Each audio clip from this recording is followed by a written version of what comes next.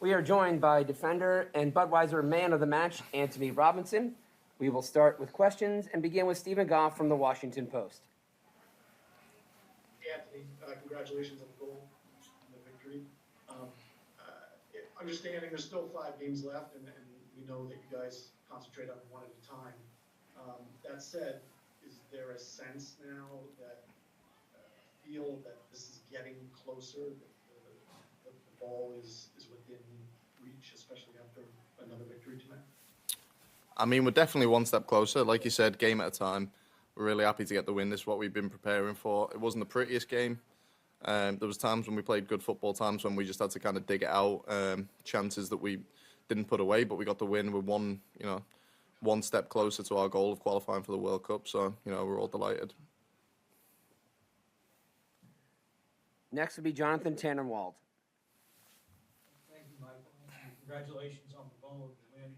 It plays a little bit off Steve's question, I suppose, about the importance of patience in a game like this tonight, waiting for the first goal, and in a campaign overall, waiting to pile up all of the results needed to qualify for the World Cup. How important is that? Can you take us a little bit through the mental side of things tonight? Thanks. Yeah, well, we knew obviously we're coming off the back of everyone's at different stages. Some lads are in pre-season, some lads have been had a heavy fixture period, myself included. And it's our first international game since the last window, so it was never going to be, we turn up with the short time that we've had to prepare and just play an amazing game of football and win 6-0. It was always going to be a tough, tight affair. They made it difficult for us. They were aggressive. They sat tight. The referees' decisions didn't help us at times, didn't help them at times too, to be fair. But, we kept patient. We kept doing what was working and eventually got the goal, thankfully. And we've seen it out as well. They put a bit of pressure on towards the end. We had to stay strong, stay resilient to keep a clean sheet. And that's massive for us going forward. They're the games we have to keep winning if we want to qualify. Next will be Ron Blum from the Associated Press. Hey, Anthony. When you make your goal celebration, how often do you practice those backflips, and what kind of reaction do you get to them from teammates and family and friends? I don't practice backflips anymore. It's just one of them muscle memory things. I've been doing it since I was a kid, so I just know I can do it. And, the specific part of the celebration where it kind of looked like I was injured for a minute, that was just a kind of homage to something that happened a few years ago, playing a friendly for Everton in Africa, sorry. My friend's been on me for weeks to do that celebration, so I had to pull it out. Didn't tell anyone, so there was a few people scared, but, it's all part of the fun of enjoying the game for me. We'll be happy to share the YouTube video of the celebration that Anthony was paying homage to earlier tonight. Next will be Grant Wall. Anthony, congratulations on the goal. Greg Berhalter just told us that fullbacks are your superpower as a team, and he talked about how you and Serginho and DeAndre have all provided goals and assists during this qualification tournament. What has Greg and the coaching staff explained to you about what they want from a fullback in this system?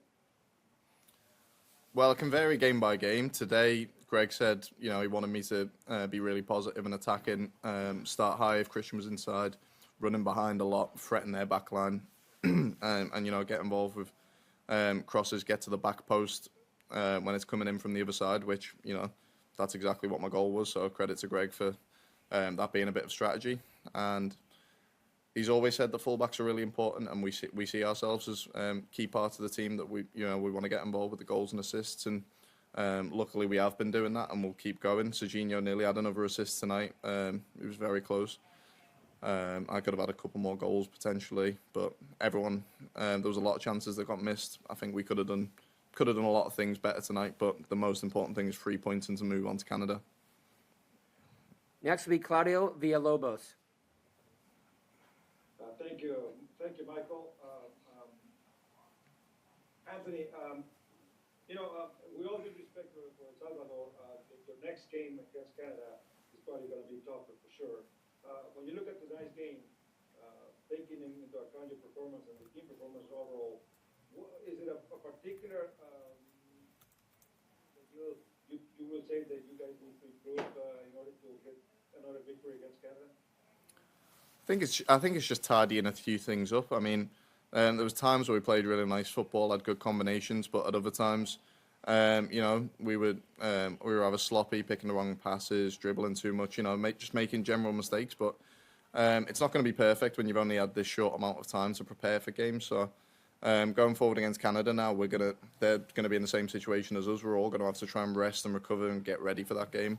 And it's probably going to come down to who wants it more, which is a case of most of these games. So going into the Canada game, I think we just need to tidy up a little bit in certain areas, but keep doing what we've been doing good. Be a bit more aggressive and on the front foot. And, we're going to really try and take it to them. We don't care that it's away from home. We need the win more than them. So. Next will be Emily Olson from USA Today.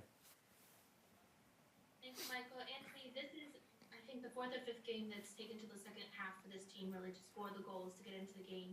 I'm curious, at halftime, is there a particular person that speaks up? What are the vibes? Is it a calmness? Not just this game, but some of the previous games where it's taken that second half to get the goal. A lot of lads speak up. You've got Christian, Weston, Tyler, who are, just like saying the things that we were all thinking. We need to be more urgent, we need to be more aggressive, more demanding of each other, and tidy up on the ball, change things around. But going into half-time at 0-0, it's all to play for, and we aren't defeated. We know going into the game that, it's not going to be won in the first minute. It's going to take 95 minutes each game.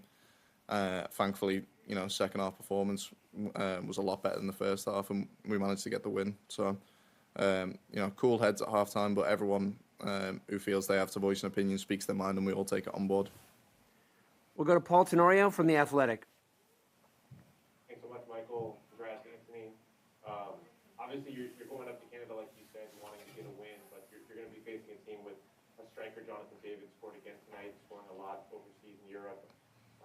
Tejan Buchanan also created a goal tonight. For you, when you're matching up against players like that, what's your mindset, and how much do you have to balance that with your instinct to want to attack and go forward when you're playing against a winger like Tejan Buchanan, who equally is going to be pushing forward a lot?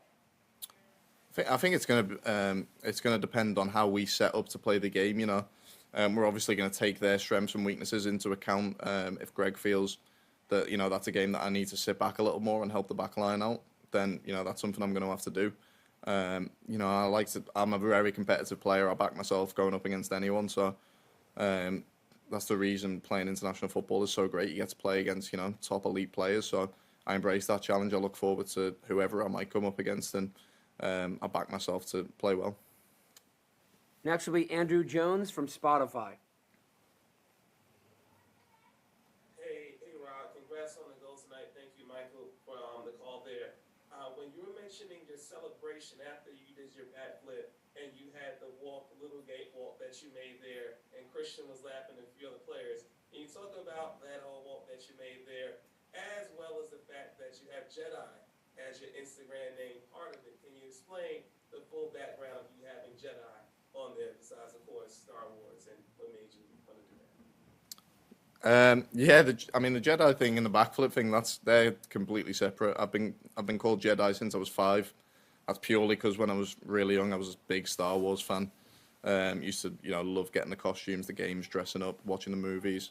That's died down a little bit now, but it's just, again, second nature to me. Ever since I was that age, I've been called Jedi. I've introduced myself to people as Jedi, school teachers, new friends. So, it's just a part of me. That's why it's on my Instagram and Twitter. It's, I feel weird being called Anthony.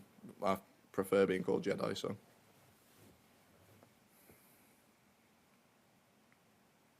Next will be Ryan Tomlich from Goal.com. Hey, Anthony. Look, you've only been with the national team a few years, but it feels like you've had highs and lows and moments where you're in and moments when you're out, and there have been those roller coaster moments for you. But now you look at where you are and the way you're playing, and it seems like you've really hit a turning point where you're comfortable and confident and you're making things happen.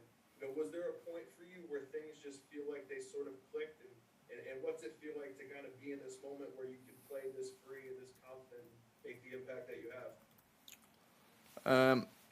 I can't really think of a point where it just clicked. I mean, like you said, I've been dealing with highs and lows with the national team. I've been dealing with highs and lows in football ever since I first signed a scholarship with Everton at 15, 16 years old. Whether it's injuries, being left out of the team, things like that. All players have to deal with highs and lows at some point, and I feel like I'm someone who bounces back from low points. I try to keep the best mentality that I can. So yeah, I don't think back to a specific point where it sort of set in. I'm just feel like, I'm understanding the system a bit more. I feel like Greg has seen, the impact that I can bring to the team when I'm playing well. I definitely don't take it for granted that I'm just in the team now. We've got such a talented squad. We've got good depth. So, at any moment, if I'm not doing my job, I'm going to be out of the team. So I just need to try and keep performing, keep raising my levels every game. Next will be David Malandra. Hey, can you just take it through the play on the goal you scored and talk about how big of a moment that was, especially how late in the game the goal was? Yeah, so obviously, I was told, be positive, try and get in the box, try and threaten him behind, make runs in behind. So I just kept trying to find myself in good positions, especially when Serginho was high or it was out in a wide right position to get on the back post and get in the box for crosses. And it was very similar to my goal against Honduras. It sort of came across the box. It's not been picked up well by the defenders. They've sort of not read, the deflections and headers and stuff. So it's just down to, being lucky to have put myself in a good position. And then I just tried to keep my head down, put the ball far corner, and thankfully it went in. And I was over the moon. It's an unreal feeling. It's the best feeling in football to score goals. Last question for Jedi comes from Drake Hills. Yeah, Jedi, I just wanted to touch on something that Greg said earlier, just about how through the progression of the game, especially in the beginning, that you weren't able to advance much because Christian wasn't advancing much in terms of when you guys had possession and trying to get forward.